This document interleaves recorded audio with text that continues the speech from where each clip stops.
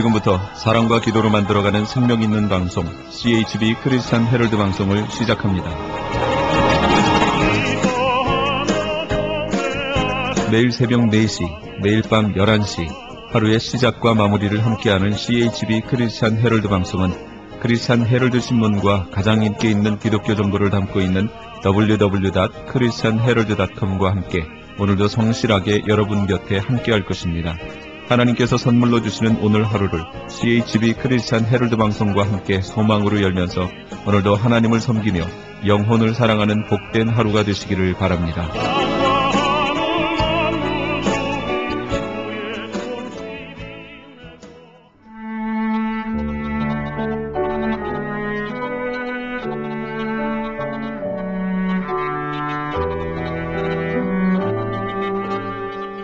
영혼의 쉼터 애청자 여러분, 오늘도 평안하시니까 영혼의 쉼터 김수경 인사드립니다.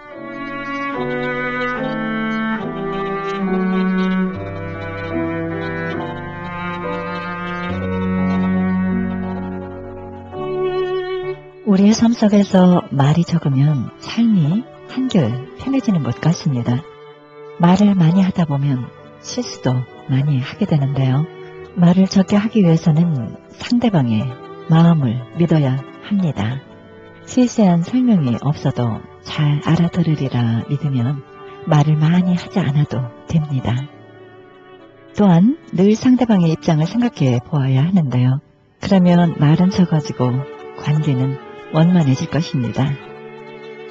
상대에 대한 신뢰가 부족하거나 나 자신의 거짓을 감추려 할 때 말이 많아집니다.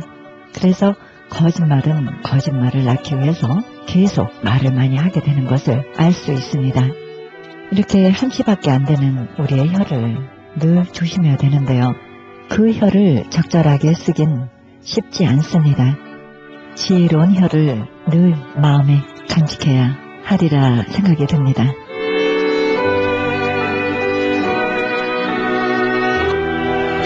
생명의 말씀 보내드립니다. 이 시간에는 말씀의 교회 정승영 목사님의 말씀 보내드립니다. 말씀은 이사야 31장 1절에서 9절의 말씀입니다. 이 시간 제목은 심히 미워하던 자에게로 돌아오라란 제목으로 말씀 전해주시겠습니다.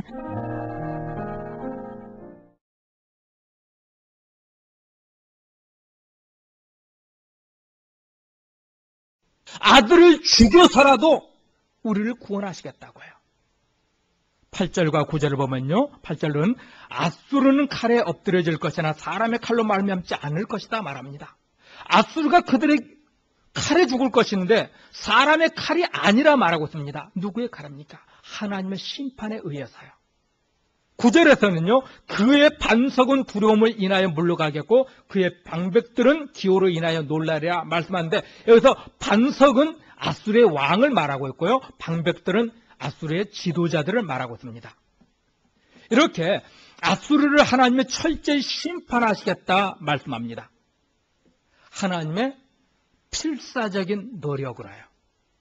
이처럼의 사랑으로 이스라엘을 구원하시기 위해서 하나님께서는 아수르를 이렇게 심판하실 것이다 말합니다. 이렇게 하나님의 필사적인 노력의 결과로 어떤 일이 나타납니까? 7절을 보면요. 너희가 자기 손으로 만들어 범죄한 은 우상, 금 우상을 그 날에는 각 사람이 던져버릴 것이며 말씀합니다. 두 주 전에 봤던 이사야 30장 22절에도 보면요. 너희가 조각한 우상을 배설물처럼 더러워하며 버릴 것이다. 그런 표현을 주고 있었잖아요. 이처럼 하나님께서 이 필사적인 노력, 이처럼의 사랑의 결과로 우리는 죄를 미워하게 될 것이다. 성경은 말씀합니다. 내가 죄를 미워해야지가 아니라 내가 죄와 싸워 그런 마음을 얻게 되는 것이 아니라 내가 하나님을 기쁘시게 드려야겠다는 이 결단에 의해서 죄를 미워하는 마음이 우리 안에서 나오는 것이 아니라 하나님의 필사적인 노력의 결과로 우리에게서는요. 죄를 미워하는 마음이 발생되어질 것입니다. 성령이 우리 안에 내주하심의 결과로요. 하나님이 이스라엘을 사랑하시는 그 모습을 보면요. 가끔 그런 생각합니다. 참 하나님 자존심도 없다. 성경을 보면은, 특별히 구약을 보면은 이스라엘 사람들이 얼마나 반복해서 죄를 짓습니까? 그 반복적인 죄를 지을 때마다 하나님께서는 끊임없이 다가가서 회개하라. 내가 너를 도와주리라. 내가 너의 아버지다. 내가 너의 구원자다. 내가 참으로 너를 구원해 주리라 하면서 수없이 하나님이 이스라엘을 얼마나 사랑하고 있다는 그 사랑을 고백하고 있잖아요. 그리고는 이스라엘이 잘못하면은 세차게 그들의 엉덩이를 걷어치고 나서는 또다시 그 상처를 치유해 주시고 싸매 주시며 내가 너를 사랑하기에, 내가 너를 회복하기 위해서 너를 때렸노라 말씀하시고 또다시 그 사랑을 반복하는 그 모습을 우리에게 보여주고 계십니다. 예수님께 제자들이, 형제들이 내게 죄를 지으면, 잘못하면 몇 번이나 용서해 줄까요? 물을 때 우리 주님이 70번씩 7번이라도 용서해 주라 하셨던 그 말씀은 결국 하나님 스스로가 스스로에게 하셨던 말씀이었습니다. 하나님이 우리를 용서하셨던 그 사랑의 모습이었습니다. 성도 여러분, 우리가 정말 1만 달란트를 탕감받은 자라는 사실을 인정하고 고백하는 삶을 살 수 있기를 원합니다. 성경에 보면은 1만 달란트를 탕감받았던 자가 100데나리온을 빚진 자를 용서하지 못하고 감옥에 쳐넣는 모습을 보여주고 있습니다. 이것이 우리의 모습 아닐까요? 지난 주간에 어느 분을 상담을 했습니다. 그 남편이 바람을 폈어요. 처음에는 용서를 했는데, 말로는 용서했는데 시간이 지나면 지날수록 분이 생기고 용서가 되지 않아요. 충분히 이해할 수 있습니다. 그 용서할 수 없는 마음을 어떻게 해야 합니까? 세상 상담가 사람들에게 찾아갔더니 용서가 안 되면은 이혼해라. 그 답을 주더래요. 제가 물었습니다. 자매님은 1만 달란트를 용서받은 거 믿습니까? 믿는데요. 아들 예수님의 생명을 주시기까지 자매님의 죄를 용서해 준 거 믿습니까? 했더니 믿는데요. 자매님이 마땅히 죽어야만 되는데 죽이지 않고 살려준 거 믿습니까? 했더니 믿는데요. 그것이 1만 달란트입니다. 남편은 지금 당신에게 100데나리온을 잘못했습니다. 1만 달란트를 탕감받은 자가 100데나리온을 빚진 자를 용서하지 못했던 것처럼 당신은 지금 남을 용서하지 못하고 있습니다. 그래서 1만 달란트를요 계산해 보니까는 약 20조 억 달러 정도 됩니다. 얼만큼 큰 돈인지 저도 머리에 떠오르질 않아요. 100데나리온은 100일 동안 3개월치 월급에 불과합니다. 우리 현대 교인들은 특징은요, 신앙과 삶을 분리합니다. 교회 안에서의 활동, 교회와 관련된 활동은 영적인 것으로 구별하고요, 가정에서나 직장에서나 학교에서의 이 활동들은 육적인 것으로 구별합니다. 이원론적인 삶을 살고 있습니다. 이런 사람은 신앙인이 아니라 종교인입니다. 교회 안에서만의 신앙의 삶을 사는 사람은요, 종교인이에요. 신앙생활이란 자기의 모든 영역에서 하나님의 주권을 인정하는 사람입니다. 심지어 마켓 가서도요, 직장에서 대하는 그 모든 사람들, 그때도 신앙생활입니다. 학생이 공부하는 것도 신앙생활이에요. 열심히 공부하지 않으면 게으르고 나태하고 무익한 종입니다. 종교생활이란 교회와 관련된 것만 열심히 합니다. 그리고 교회 밖에서의 생활은 자기가 주인 되어버리는 거예요. 자기가 원하는 대로 사는 겁니다. 이거는 종교인지 신앙인이 아니에요. 종교인은 자기의 경험과 자기의 지식과 자기의 판단을 가지고 모든 것을 결정해 나갑니다. 이스라엘 사람들도요, 절기만 되면은 열심히 성전에 올라가서 제사를 드렸고요. 아니, 형제와 불화한 일 있으면은 열심히 화목제물도 드렸습니다. 11조도 드렸고요. 인생에 어려운 문제가 생기면은 열심히 기도도 했고요. 국가적 위기가 찾아오면은 열심히 기도도 했습니다. 그런데 교회 안에서만요. 이웃과의 문제가 생겨서 화목제물을 드렸으면은 성경적인 화목은 어떻게 합니까? 자기가 죄를 지었으면 어떻게 하라고요? 먼저 하나님께 그 죄를 회개하고 두 번째는 어떻게 합니까? 상대방에게 찾아가서 뺨을 맞더라도 내가 잘못했습니다. 내가 비성경적인 방법을 통해서 당신에게 아픔을 줬고 당신에게 죄를 졌습니다. 얻어 터져야 되면 얻어 터져야 돼요. 그리고 세 번째는요. 그 사람에게 정신적, 물질적 피해를 줬으면 어떻게 하라고 성경은요? 20%를 더해서 배상까지 해주라 했습니다. 신앙생활 어렵다고요? 이 어려운 게 신앙생활입니다. 세상과는 다르게 사는 사람들이기 때문에 어려운 삶을 사는 사람들입니다. 신앙은 교회 안에 와서 열심히 찬송하고 기도하고 헌금 많이 드리고 설교 많이 듣고 나서 성경에 대한 지식을 많이 키워가는 것이 신앙생활이 아니라 여러분의 삶 속에 하나님의 말씀을 적용하고 그 말씀에 순종하는 삶을 사는 것이 신앙생활이에요. 교회 안에서만의 삶을 신앙생활로 오늘날 교인들이 착각하고 오해하고 있기 때문에 교회 안에서는 멋있는 목사, 정말 신령한 장로, 집사, 권사인데요. 세상만 나가면은 잡사가 되잖아요. 이건 가짜예요. 오늘날 교회가 가짜 기독교인들을 양산해 내고 있습니다. 가짜가 판치는 거듭나지 못한 이 영혼들이 교회에서 목사가 되고 장로가 되고 집사가 되고 권사가 되는 이 직분자가 되어서 교회를 혼탁하게 하고 있잖아요. 그 사람들의 가정에서 아니면 그 사람들의 직장에서 그 사람들의 마켓 가서 그 사람들 병원에 가서 그 사람들이 만나는 모든 삶의 현장의 신앙인답게 성경적으로 생각하고 말하고 행동하는 이것이 나빠지지 않고 있다고 한다면요. 그 사람 가짜예요. 아니면 젖먹이던가. 이스라엘 사람들도요. 일주일에 2번씩 금식했잖아요. 바리새인들이요. 11조요. 우리랑 비교할 수 없을 만큼 완전한 11조 드렸어요.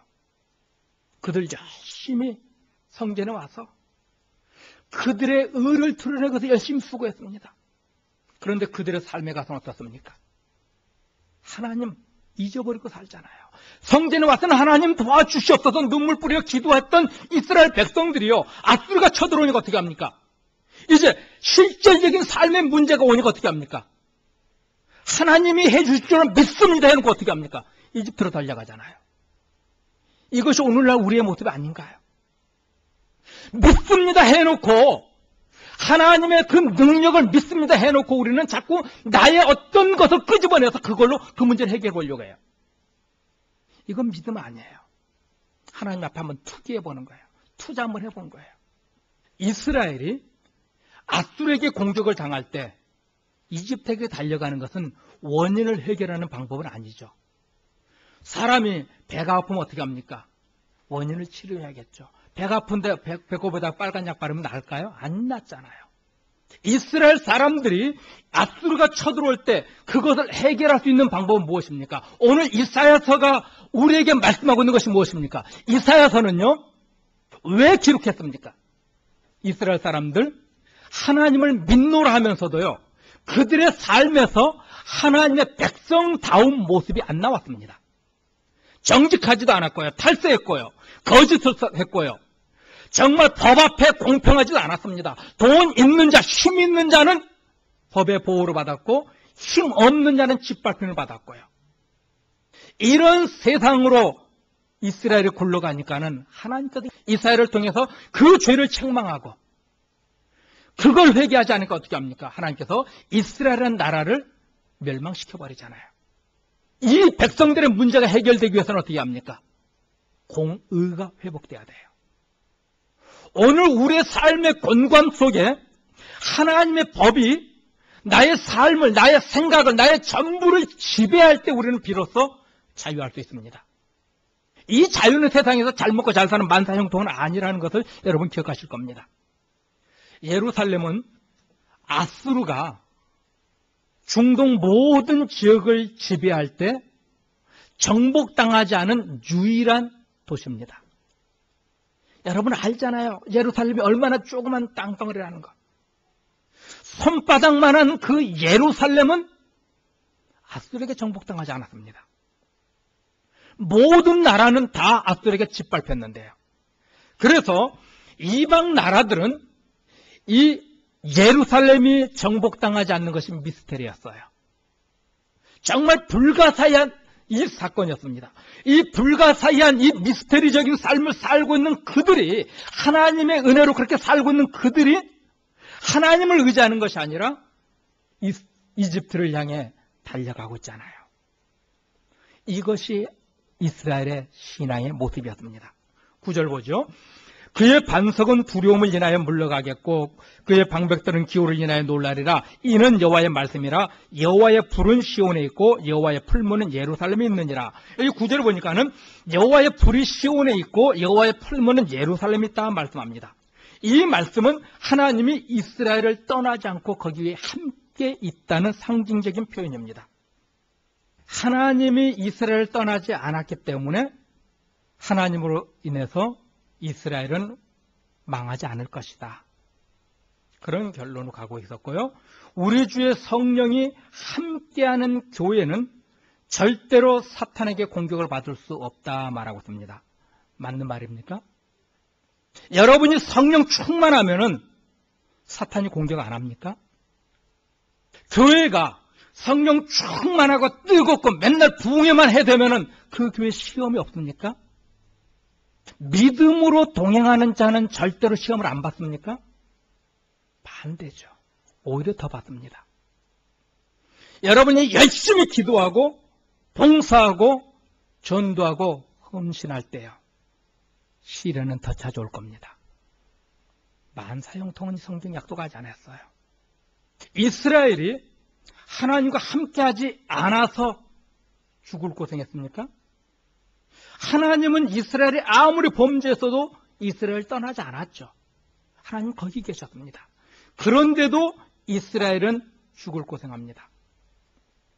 아니, 우리 예수님은요, 이 세상에 사시는 동안 얼마나 많은 시험, 도전, 고생, 핍박을 당했습니까? 하나님이신 예수님마저도요, 평안한 삶은 아니었습니다.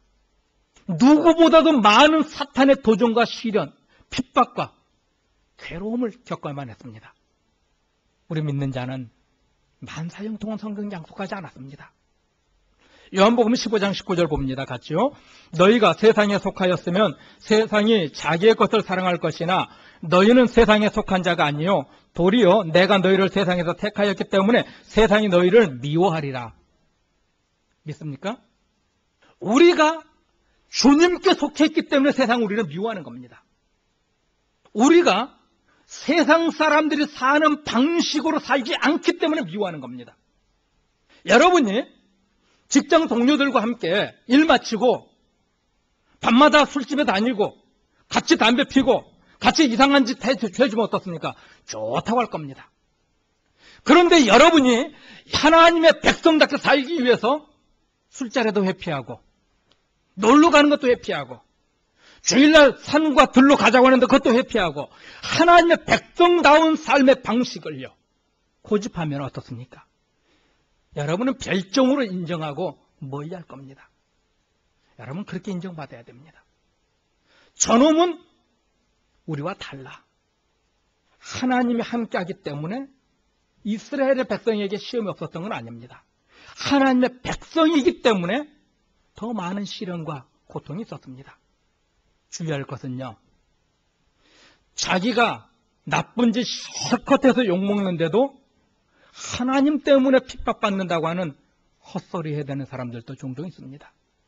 하나님의 이름을 그렇게 망령되이 일컫지 말라 말하고 있습니다. 또 오늘날 교회 안에서 너는 잘 될 수 있어. 너는 잘할 수 있어. 너의 능력은 무한대야. 너의 잠재력을 개발해봐.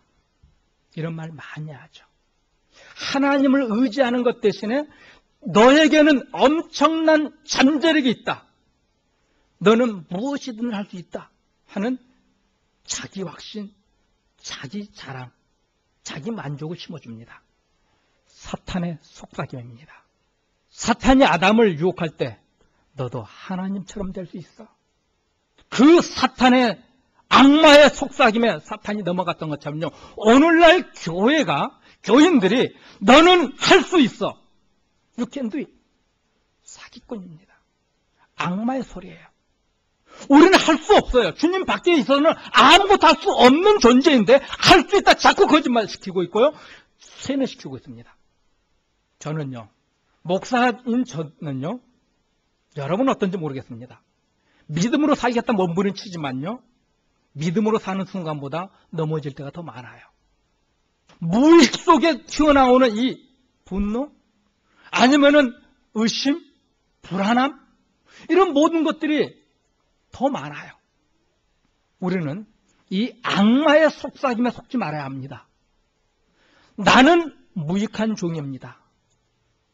나는 죄인입니다. 나는 아무것도 할 수도 없는 무능한 존재입니다. 솔직히 하나님께 인정하시기 바랍니다. 요즘 북한에서 탈북해서 한국 땅에 들어왔다가 다시 북한으로 돌아가는 사람들이 종종 있더라고요. 그들이 북한으로 돌아가는 것은 한국 정부에게는 정말 자존심 상하는 일입니다. 탈북했던 사람들이 다시 북한으로 돌아가는 그걸 가지고 북한에서는 남한보다 한국보다 북한이 더 살기 좋은 나라라고 선전하죠. 이스라엘이 이집트를 의지하는 것은요. 이와 같은 겁니다. 이스라엘이 이집트에서 430년간 종살이 하다가 하나님이 그 땅에 10가지 재앙을 쏟아 부으셔서 그들을 구원해 내셨죠. 10가지 재앙을 쏟아 부으신 이유가 뭐라고요? 세상에 이와 같은 신이 없다는 것. 하나님의 그 전능하심을 보여주기 위해서 그 땅에 10가지 재앙을 쏟아 부으셨는데 이스라엘 사람들이 이집트로 귀환하고 있습니다. 의지하고 있습니다. 이것은 탈북한 자들이 다시 북한으로 돌아가는 것과 같은 그런 배신 행위였습니다. 그런데 이스라엘 백성들이 또다시 이집트를 의지하고 이집트를 찾아가고 있는 행위는요. 하나님보다 이집트가 더 강하다는 겁니다.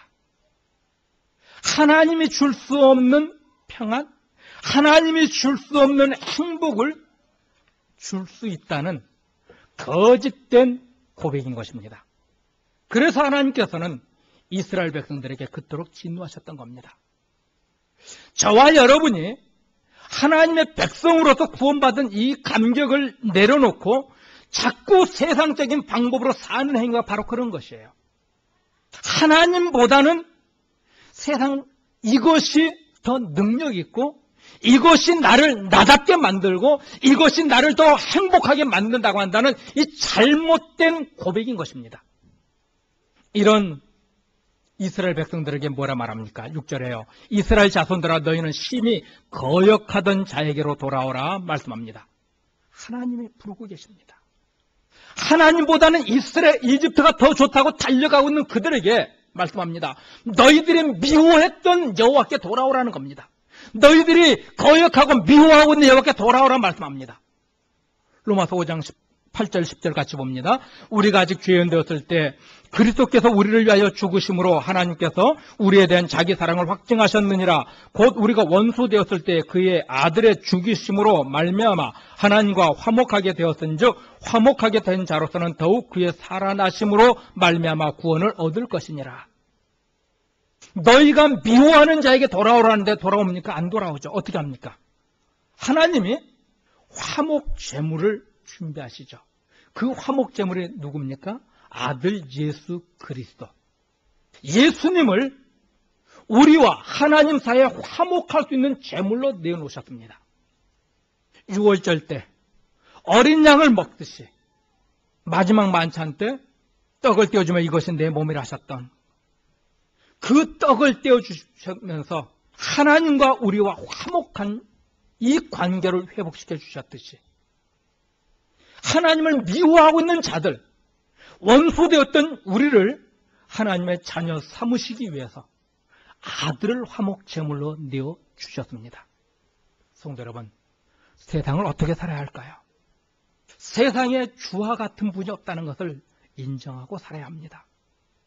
탈북자들이 한국을 버리고 다시 북한으로 돌아가서 김정은 만세를 외치는 것처럼 우리가 하나님보다 세상을 더 사랑하는 이런 배신적 행위는 버려야 되지 않겠습니까?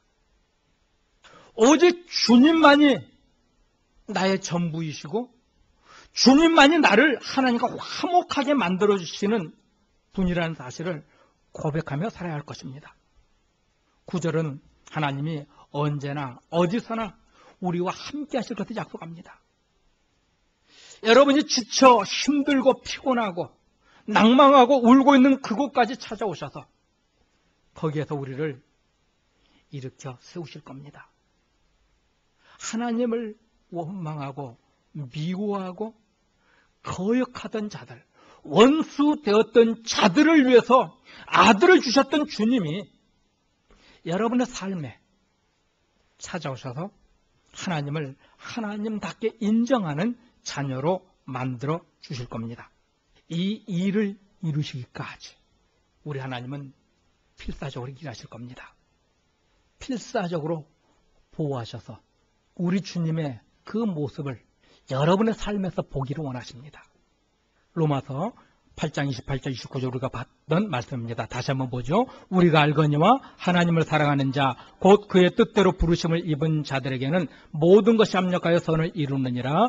하나님은 미리 아신 자들을 또한 그 아들의 형상을 본받게 하기 위하여 미리 정하셨으니 이는 그로 많은 형제 중에서 맏아들이 되게 하려 하심이라. 아멘. 여러분의 삶 속에서 예수님의 그 모습이 보여지기까지 우리 주님은 일하실 겁니다. 여러분의 말, 그 말 속에 주님의 모습이요. 우리 그런 말 많이 하잖아요. 어떤 아들을 보면은 그 아들의 말투 속에서 그 아버지를 볼 수 있는 것처럼 그 아들의 걸음을 통해서 아버지나 어머니의 그 걸음걸이를 볼 수 있는 것처럼 하나님께서는요, 여러분의 삶에서 여러분의 말에서, 여러분의 미소에서, 여러분의 삶의 그 패턴 속에서 하나님, 우리 주님의 그 살았던 그 모습이 발견되어지는 그런 삶을 살 때까지 하나님께서는 어떻게 할까요? 때로는 고통도 주실 겁니다. 때로는 아픔도 주실 겁니다. 때로는 승리도 주실 겁니다. 여러 가지 방법을 통해서 여러분을 만드셔서 세상 믿지 않는 사람들이 여러분을 근처에 왔을 때 그리스도인의 향기가 나게 우리 하나님이 만들어 가실 겁니다. 여러분의 그 외모는 날마다 초라해질지는 모르지만요, 우리 속사람은 날마다 새로워져서 우리를 통해서 우리 주님의 그 위대하신 모습, 그 사랑스러운 모습, 죽기까지 순종했던 그 모습, 당신의 얼굴에 침을 뱉고 뺨을 치고 십자가에 못 박는 자들을 위해 아버지여 저들의 죄를 용서해 주옵소서 했던 이 모습이 우리의 삶에서 나타나기까지 하나님께서는 우리를 만들어 가실 줄로 믿습니다.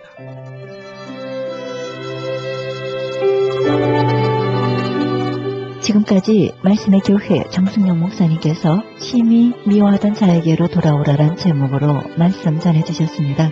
말씀의 교회는 2966 윌셔 블루버드 LA에 위치하고 있습니다. 신앙상담이나 교회 안내를 원하시는 분은 전화 213-200-2592 213지역 200-2592 말씀의 교회로 연락하시기 바랍니다. 편집되지 않은 오리지널 CD를 원하시는 분은 교회로 연락하시기 바랍니다.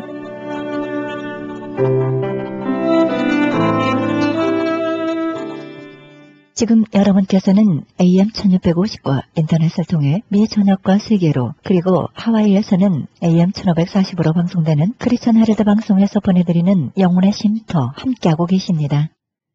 이어서 이 시간에는 인디아에서 선교하고 계시는 박광수 최성자 선교사님의 간증 2부 들으시겠습니다. 선교사님이 제 아내의 목숨을 구했습니다. 이래요. 밑도 끝도 없이 그게 무슨 말씀이십니까? 그랬더니요. 이제 한참 오신 후에 이렇게 말씀하시는 거예요. 선교사님, 제가 교회에서는 좋은 목사였는지는 모르겠습니다. 그러나 가정에서는 정말 나쁜 남편이었습니다. 나쁜 아버지였습니다. 선교사님이 가정에 대한 과목을 가르치시기 전에는 제가 몰랐습니다. 제가 15년간 부목사 생활을 했어도 가정에 대해서 배워본 적도 없어요.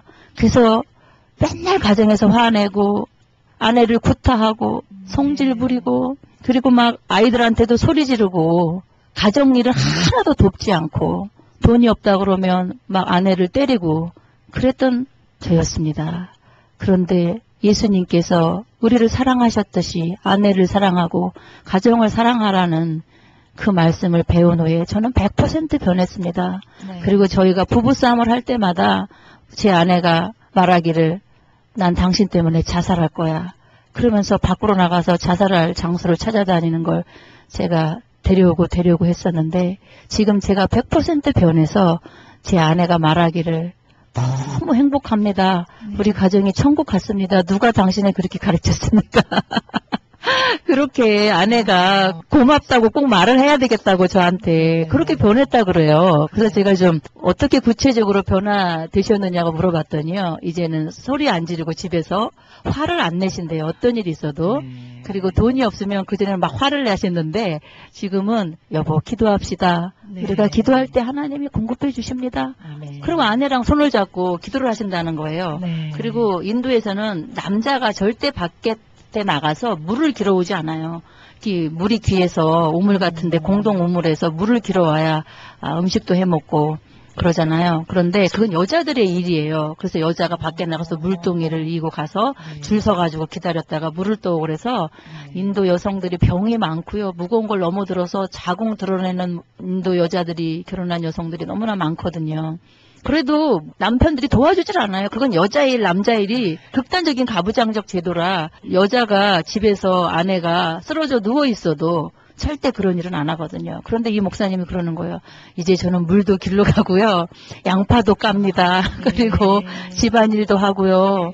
예, 그렇게, 그리고 자꾸 우리 아내한테 사랑한다고 얘기를 합니다. I love you, I love you를 하고 당신 정말 귀한 사람이야. 그리고 하나님이 당신을 아내를 주셔서 너무 고마워. 그런 얘기를 했더니 그 아내가 그렇게 행복해 하더라고 그래요. 그러면서 이 두 아들이 있었는데 그 티네이저들이라 굉장히 반항을 많이 했답니다. 그런데 이렇게 두 부부가 사랑하는 모습을 보이자 아이들도 마음속에 평안을 느끼면서 그전에는 교회도 잘 안 나오고 10대들이니까 교회에 아버지의 목회를 전혀 돕지를 않았대요. 그런데 그 아들이 두 분 모습이 너무 보기 좋다면서 제가 아빠 목회에 무슨 도움이 될까요? 어떤 일을 해드릴까요? 하면서 묻는 그런 아들들이 되었대요. 그리고 그 전에 저희 학교에 들어오실 때는 그냥 가정에서 한 10명, 15명 이 정도의 목회를 하셨거든요. 정말 3년 후에는 막 거의 7, 80명 교인들이 늘어나서 지금 교회 부지를 알아보고 있는 중입니다. 네, 할렐루야. 정말 아름다운 열매. 네, 정말 얼마나 보람이 있으시니까. 네, 너무 감사하고요. 그래서 이 로얄 패밀리 가정 사역이 인도에 많이 소문이 났어요. 그래서 저희 목회자들이 이제 이 사역에 대해서 그 시급성과 중요성을 알게 되신 거죠. 그렇죠. 그러면서 이제 인도는 1년에 15만 명이 자살합니다. 그 중에 24.3%가 가정 문제로 자살합니다. 그런 공식적인 보고가 있었거든요. 근데 비공식적으로는 더 많은 수가 자살을 하는데 대부분이 가정에 문제가 있어서 그걸 어떻게 할 수 없으니까 그냥 절망 속에 자신의 목숨을 끊는 안타까운 일들이 많이 발생하고 있거든요. 그래서 저희가 이제 저희 인도 목회대학원하고 사모대학에서 1년간 로얄 패밀리 가정 세미나 과목을 가르친 후에 이 수료증을 줍니다. 그래서 이 목사님들이 가정 선교사로 각 지역에 파송을 하는 거죠, 저희가. 그래서 저희가 인도 전역을 돌아다니면서 이 사역을 감당할 수가 없으니까 이분들이 저희 동역자가 되는 거죠. 그러면서 저희가 안수를 하고 수료증을 준 후에 이제 목사님들께서 그 지역 공동체를 살리는 지역 공동체 가정들을 살리는 가정 선교사가 되셔야 됩니다. 저희가 이 학교에서 가르치신 그대로 그 과목 그대로 가서 교회에서 가르치시고 또 지역 공동체를 살리시는 선교사의 사명을 감당하셔야 됩니다. 그러면 그분들이 막 울면서 알겠다고 그러면서 한 50명 정도를 파송했습니다. 현재까지. 네, 정말 귀한 일이죠. 인도뿐 아니라 전 세계에서도 절실하게 느끼는 영적인 가족, 가정의 삶의 모습이 정말 절실합니다. 아까 말씀 중에 인도 바닷가 근처에 쓰나미로 인해서 많은 사람이 죽었다고 말씀하셨는데요. 그들의 영혼을 보시고 어떤 생각을 하셨습니까? 쓰나미가 나서 많은 사람들이 죽었고 또 수많은 이재민이 발생을 했습니다. 그래서 이제 저희가 그때 구제 사역을 하면서 많은 인도 현지인들 또 특히 이제 힌두 사람들과 접촉을 하면서 그 사람들의 그 허한 마음들을 볼 수 있었습니다. 정말 예수 없이는 어떤 것으로도 채울 수 없는 마음의 빈 공간들이 있어서 저희가 앞으로 인도 선교를 하기 위해선 도전적으로 공격적으로 복음을 증거해야 되겠다 생각을 해서 저희가 이제 목회자 훈련 사역을 시작하게 됐습니다. 인도는 아직도 선교사들을 인정하지 않기 때문에 저희가 직접 나가서 현지인들에게 전도를 할 수가 없습니다. 대신에 전도할 수 있는 사람들을 저희가 양육해서 그 사람들을 파송을 하면 훨씬 더 효과적으로 사역을 할 수 있겠다 싶어서 저희가 이제 목회하고 현지 지도자들을 세우는 그런 일들을 시작하게 됐습니다. 그리고 이제 많은 교회들을 세워야 되겠다. 교회를 통해서 사람들이 전도되고 또 양육받고 그리고 살아있는 교회는 또 다른 살아있는 교회들을 낳을 수 있기 때문에 이제 공격적으로 교회들도 개척해 나가고 무교회 지역에 교회를 세워 나가는 그런 사역을 하기 위해서는 또 목회자 훈련이 절대적으로 필요하기 때문에 그분들을 훈련시켜서 그분들이 또 자기 교회뿐만이 아니고 많은 지교회들을 세워 나가서 무교회 지역에 교회를 공격적으로 세워 나가는 그런 사역들을 감당하게 하나님께서 그런 비전들을 저희에게 허락해 주셨습니다. 네, 정말 귀하신 일을 잘 감당하고 계십니다. 우리 사모님 아까 가족 얘기를 잠깐 하셨는데요. 어떻게 특별히 가족 중에 소개할 만한 간증이 있으신가요? 필리핀 사역 10년을 마치고 1999년도에 본국 사역을 하게 되었어요. 저희 목사님께서 교단 선교국장으로 발령을 받으셔서 국내로 들어가게 되었습니다. 근데 제가 2남 2녀 중에 맞이였고 제 아래로 5살 차이가 나는 여동생이 하나 있었어요. 근데 저희가 필리핀 사역을 하는 중에 이 여동생이 한 번은 전화를 해서 언니 나 결혼하게 됐어. 언니라고는 언니 하나밖에 없으니까 한국에 들어와서 나랑 같이 결혼 준비 좀 해줬으면 좋겠다 그래요. 근데 그때 마침 IMF가 터졌어요. 그래서 달러 가치가 너무 올라가가지고 많은 선교사님들이 본국으로 또 송환되는 그런 일들도 발생하고 있었거든요. 근데 저희는 한 달에 1,000불도 안 되는 파송교회도 없이 그런 힘든 생활을 하고 있었어요. 근데 자존심은 있어가지고 동생한테 돈 없다는 말은 못하고 언니가 여기 필리핀 사역이 너무 바빠가지고 네 결혼식에 참석 못할 것 같다고 이렇게 얘기를 하니까 제 동생이 굉장히 서운해하더라고요. 어떻게 언니가 그럴 수 있냐고. 그래도 저는 할 수 없었어요. 그러고는 이제 그 아이는 결혼을 했고 1999년도에 저희가 본국으로 들어갔는데 이제 하루는 동생한테 전화가 왔어요. 그래서 이런저런 얘기를 하고 있는데 갑자기 동생이 그렇게 기침을 많이 하는 거예요. 그래서 심상치가 않아요. 제가 전화기상으로 들어도. 그래서 얘 너 병원에 가봤냐고 그랬더니 우리 동생이 뭐 감기겠지. 감기약 먹었는데 근데 이상해 3개월 동안 언니 계속 기침이 계속되거든 이래요. 그래서 이거 심상치 않은 것 같으니까 빨리 내일 당장 병원 가서 진찰 받으라고. 그랬더니 그 다음날 전화가 왔어요. 언니 병원에 가서 진찰 받았더니 내 몸속에 있는 모든 게 반밖에 없대. 큰 병원으로 가서 알아봐야 된대 이러더라고요. 그래서 경주에 살고 있었어요 우리 동생이. 그럼 대구에 있는 경북대에 거기 병원에 가서 빨리 진찰을 해봐 그랬어요. 다음날 전화가 왔어요. 우리 동생이 울면서 그러더라고요. 나보고 급성 백혈병이래 이러는 거예요. 그래서 저는 백혈병이 뭔지를 몰랐어요. 근데 이 아이는 결혼 전에 우리 동생은 포항 설림병원에서 8년간 간호사로 재직을 했거든요. 그러니까 이 급성 백혈병이 어떤 병인지에 대해서 잘 알고 있더라고요. 혈액암이라고 그러면서 언니 나 아마 살기 힘들 거야 이러는 거예요. 야, 그게 무슨 말이냐. 희망을 갖고 치료에 들어가. 그러면서 형제 자매들이 다 피검사를 골수 검사를 했지만 맞는 골수가 없었어요. 그래서 그 아이가 할 수 없이 자가 골수 이식 그걸 받게 되었는데 머리를 빡빡 깎고 한 달간 무균실에 들어가서 그 자기 골수를 깨끗하게 한 후에 그 골수를 다시 이식하는 그런 수술을 받게 되었는데 너무 불쌍했죠. 그리고 제가 참 사모가 되기 싫었고 필리핀에서도 영국에서도 12년간 너무 힘들게 선교사 사역을 하다 왔는데 이제는 좀 동생하고 잘 살아보고 싶었는데 이런 또 청천벽력 같은 그런 소식을 듣게 되어서 그렇게 눈물이 나더라고요. 그래서 제가 12년간 선교지에서 흘린 눈물보다도 이 아이가 1년 1개월간 투병할 때 흘렸던 제 눈물의 양이 훨씬 많았어요. 그래서 그때 저희 선교사님, 목사님, 선교국장 봉급이 70만 원밖에 되지도 않았고 들어오자마자 카드도 발생을 안 해주더라고요. 너무 적다고 월급이. 이래저래 너무 힘든 상황에 동생마저 그렇게 급성 백혈병에 걸려서 어려움을 겪고 있었어요. 그런데 이 자가골수 이식을 했는데 이게 재발이 된 거예요. 근데 암은 재발하면 안 된다 그러더라고요. 그래서 그 아이가 그렇게 살기를 원했었는데 2000년 12월 어느 날 크리스마스가 가까우는 날 병원에서 전화가 왔더라고요. 보호자 되시죠? 이제 준비를 하셔야 될 것 같습니다. 내려오십시오. 그래서 제가 서울에서 내려갔어요. 정말 그 고속버스 안에서 얼마나 울었는지 내려가 봤더니 이 아이가 벌써 몸이 다 다리부터 썩어가지고 이렇게 목 위만 남아있더라고. 얼굴에도 이만한 그 얼굴도 썩어가지고 형체를 알아볼 수 없었고 콧구멍마다 구멍마다 그렇게 피덩이가 막 쏟아져 나오고 있더라고. 곧 가겠더라고요. 그런데 이제 병원에서 어떻게 할 수가 없으니까 이 몰핀이 들어간 고통이나 잊으라고 몰핀이 들어간 주사를 놔주죠. 근데 그 약 기운이 떨어질 때가 있어요. 그러면 잠깐 이제 정신이 돌아와요. 그럴 때 제가 걔 손을 꼭 잡고 기도하고 있었는데 제 귀를 자기 입에다 갖다 대고 그러는 거예요. 언니, 나 좀 살려줘. 나 살고 싶어. 나 죽기 싫어. 나 이제 착하게만 살게.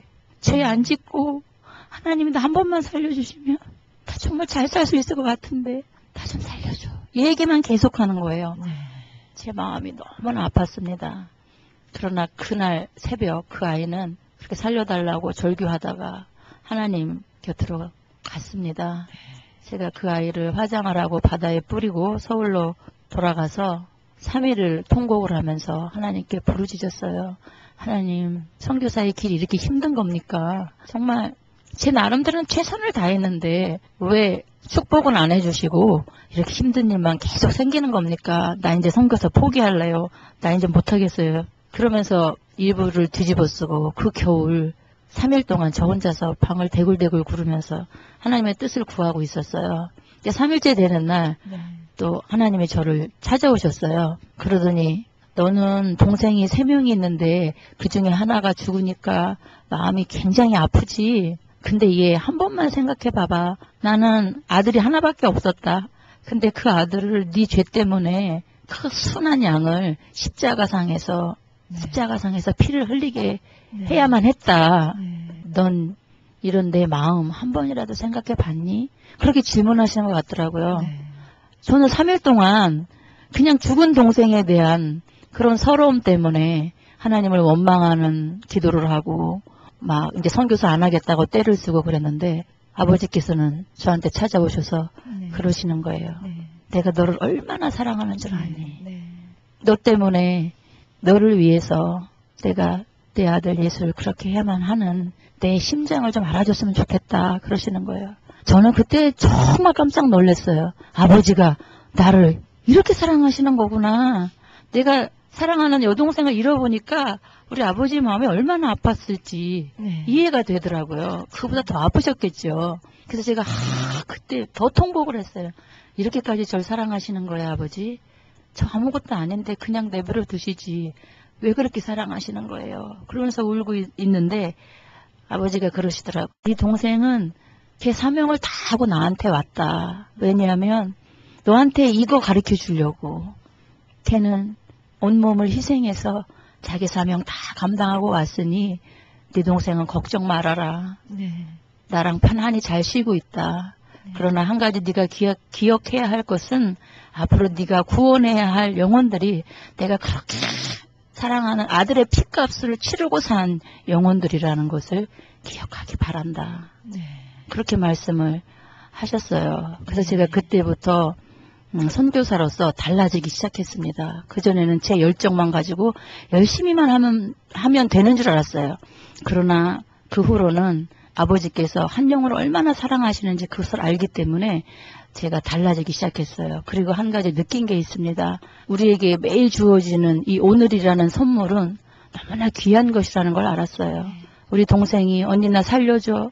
한 번만 더 살려주면 나 착하게 살 거야. 하나님 말씀대로만 살 거야. 죄에 안 질 거야. 나 죽기 싫어.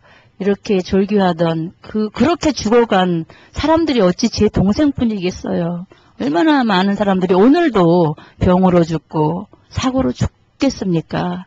우리는 지금 살아있는 우리는 그런 사람들의 목까지 2배로 열심히 살아야 된다는 그런 생각을 합니다. 그래서 절대 자살하시면 안 돼요. 정말 하루하루 내게 주어진 이 시간을 하나님의 일을 동참하고 전도하고 선교하고 또 사업을 주시면 사업 열심히 하고 직장을 주시면 직장을 열심히 해서 하나님의 영광을 드러내는 그런 삶을 살아야 된다고 저는 생각합니다. 하나님 아버지의 마음을 정말 느끼게 해주셨네요. 네, 이제 마지막으로 우리 선교사님들 가지고 계신 비전과 기도 제목 말씀해 주시기 바랍니다. 이제 제1기가 끝나고 제2의 도약기를 맡고 네. 있는 이때에 저희 사역이 거침없이 나가고 있습니다. 그런데 이 사단이 늘 저희를 공격하는 게 물질적인 것을 갖고 그렇게 공격을 하는 것 같아요. 올해도 경제가 어렵다는 이유로 많은 분들이 후원을 끊으셨어요. 그래서 저희가 하나님께 기도했을 때 하나님께서 말씀하시기를 이제 너에게 새로운 기도의 부대와 물질의 부대를 내가 허락하겠노라. 네. 그러면서 미국 쪽으로 가기를 원하셨어요. 그래서 순종하는 마음으로 지금 미국 LA를 올해는 한 10일간 방문하면서 이 크리스찬 헤럴드 방송국까지 오게 되었거든요. 네. 이제 앞으로 이 12억 인도 영혼을 섬기는 동역자로 이 미주 지역에 있는 예수의 심장을 가진 성도님들과 교회들과 여러 단체들과 협력하기를 간절히 바라고 있습니다. 네. 아까도 말씀드렸다시피 저희 그 로얄 패밀리 이 가정 사역이 인도 전역에서 필요로 하는 아주 시급하고도 중요한 사역입니다. 그래서 이제는 로얄 패밀리 선교 센터를 세워서 각 언어로 번역을 하고 또 저희 중간 리더들을 훈련해서 인도 각 지역으로 파송하는 사역을 거침없이 감당을 해야 합니다. 그래서 이 선교센터 건립을 위해서 기도해 주시고요. 또 저희가 지금 차량이 10년 돼서 굉장히 올드합니다. 차량을 좀 교체해야 하는데 3년간 모금을 했는데 여전히 좀 부족한 금액이 있습니다. 2만 불 정도 더 필요합니다. 한 구자당 1,000불 정도 저희가 모금하고 있는데 그 이하라도 이 방송을 들으시고 우리 선교사님 인도 12억 섬기시는데 정말 내가 차량 헌금해드리고 싶다. 마음에 감동이 오시는 분은 연락 주시기 바랍니다. 네, 연락처를 말씀해 주시기 바랍니다. 2주 정도 있을 건데요. 연락처는 213-321-8722번입니다. 귀한 시간을 허락해 주셔서 너무 감사드리고요. 제가 2년 전에 책을 하나 발간했습니다. 책 이름이 인도하심. 책 이름이 참 좋지요. 하나님의 인도하심을 받아서 인도에서 쓴 책입니다.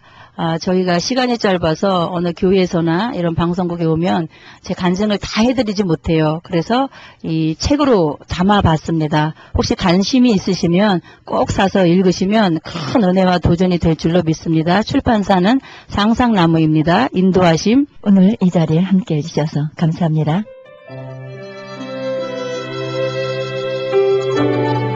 지금까지 인디아에서 선교를 하고 계시는 박광수 최성자 선교사님의 간증 2부 들으셨습니다.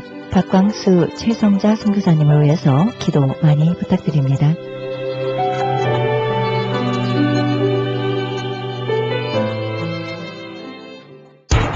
기적의 영양제 M3를 아십니까?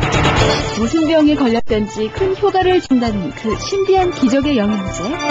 혈액에 영양을 공급하여 힘이 생기니까 피곤하지 않고 이제는 지팡이 없이 걸을 수 있다고 많은 분들이 간증을 합니다. 혈액 해독, 기력 회복, 뼈 골수 영양 공급, 심장, 뇌, 혈전 용해 유태인 회사가 제조한 특수 영양제. M3, 혈액순환을 잘 되게 하는 최고급 영양제. M3, 크던 작던 아픈 곳이 있다면 M3 213-435-9600, 213-435-9600번입니다. 정직한 마음으로 권해드립니다.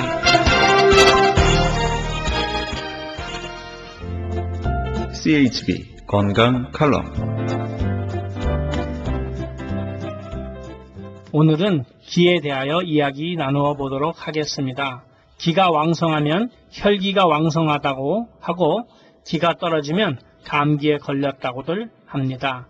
기라는 것은 생기를 말하는데 식물이 딱딱한 씨앗을 뚫고 나오는 힘을 말하기도 합니다.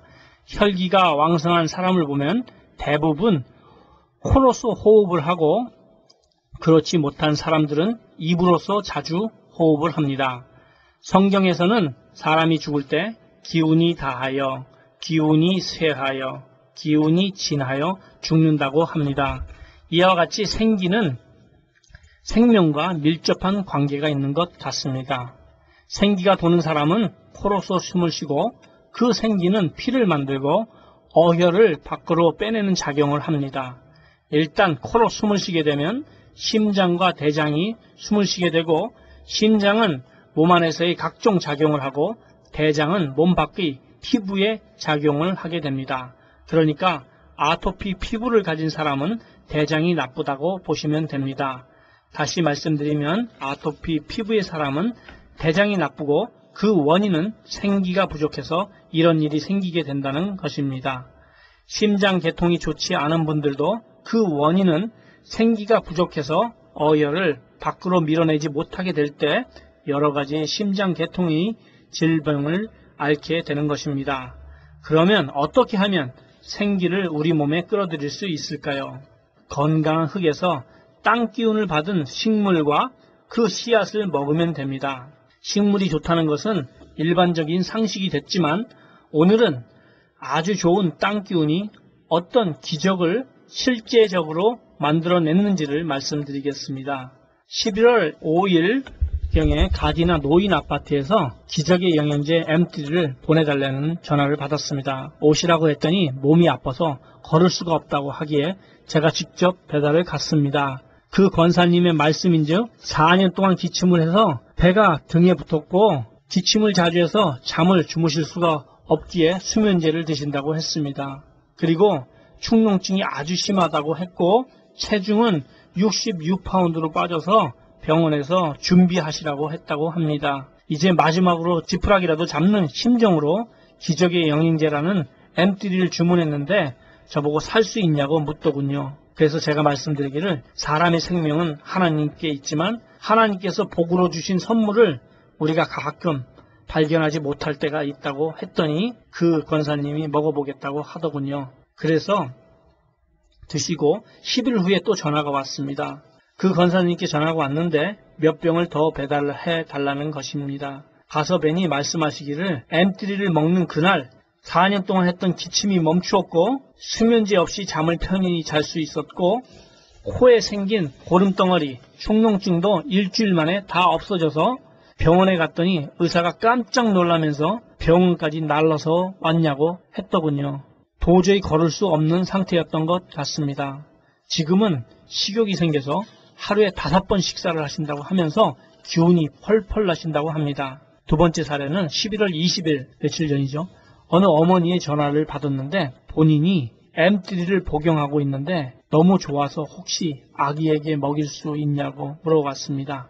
아기의 나이는 1년 6개월이고 변을 못 봐서 어머니가 손가락으로 해결하신다고 했습니다. 또한 왜 그런지 걷지도 못한다고 했습니다. 1년 6개월이면 약간은 걷는다고 합니다. 그래서 조심스럽게 말씀드리기를 M3 하나를 주스나 우유에 타서 먹여보라고 했습니다. 그랬더니 3일 후에 전화 오시기를 아기가 변을 스스로 보았고 걷는다는 것입니다. 정말 놀라운 기적입니다. 그리고 11월 23일에 아들이라는 분이 전화가 왔는데 본인이 어머니가 병원에서 임종하시기를 기다리다가 어떤 분이 권유로 M3를 하나를 드셨는데 생기를 찾았고 식사를 하셔서 너무 놀라워서 M3에 대하여 좀 더 알아보려고 전화했다고 했습니다. 그리고 이분도 몇 병을 구입해 가셨습니다. 그렇습니다. 기적의 영양제 M3는 생기를 보충해주는 창세기 1장 29절대로 만들어진 하나님의 음식입니다. 하나님이 가라사대 내가 온 지면에 심했는 모든 채소와 씨 가진 열매 맺는 모든 나무를 너희에게 주노니 너희 식물이 되리라 하신 말씀대로 만들어진 유태인의 특수 영양제입니다. 위에서 말씀드린 3명 이외에도 약 2천여 명의 분들이 큰 효과를 보셨고 약 200만 정 이상 팔린 제품이 M3입니다. 무슨 병에 걸렸든지 큰 효과를 주는 신비한 기적의 영양제 M3, 무료 건강 상담과 기적의 영양제 M3 구입에 관한 문의는 213-435-9600번, 213-435-9600입니다. 감사합니다.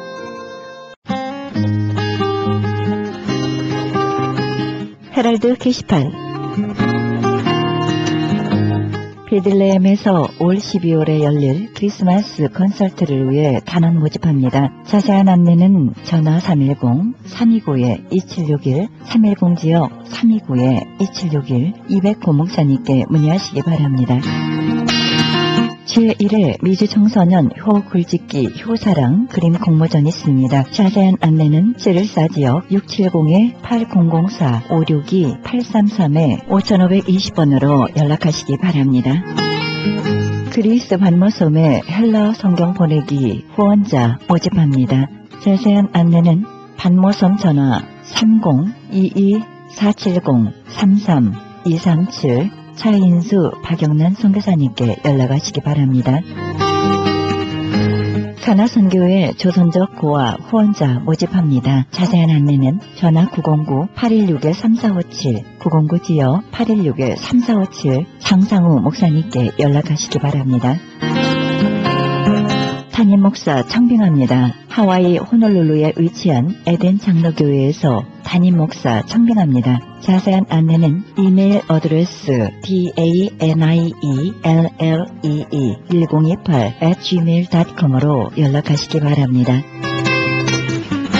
크리스천 헤럴드의 한 달 10불 문서 선교 회원 모집합니다. 자세한 안내는 213지역 353-0777, 213-353-0777 크리스천 헤럴드로 연락하시기 바랍니다. 이상 교계 소식이었습니다.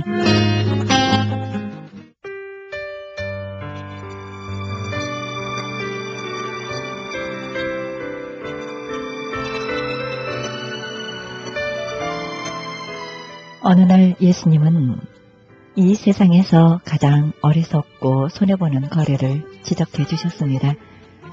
사람이 만일 온 천하를 얻고도 제 목숨을 잃으면 무엇이 유익하겠냐는 말씀입니다. 그렇습니다. 여러분은 부와 명성, 권력과 즐거움을 얻을지는 모릅니다. 그러나 영생을 잃으면 그것은 참으로 어리석은 거래가 될 수밖에 없지 않겠습니까? 오늘도 지혜로운 하나님의 자녀로서 가장 지혜로운 거래 하나님과 함께 하시기 바랍니다. 이 프로그램은 먹는 음이온 TM 포뮬러 효과 좋기로 소문난 네이처 영양제 센터에서 도움주고 계십니다. 지금까지 여러분께서는 예수님의 복음을 가장 널리 가장 많이 전하는 크리스천 헤럴드 방송에서 보내드린 영혼의 쉼터 함께 하셨습니다. 진행이 김수경이었습니다. 고맙습니다. 깊은 바다처럼 나를 잠잠케 해 주 사랑 내 영혼의 반석 그 사랑 위에 서리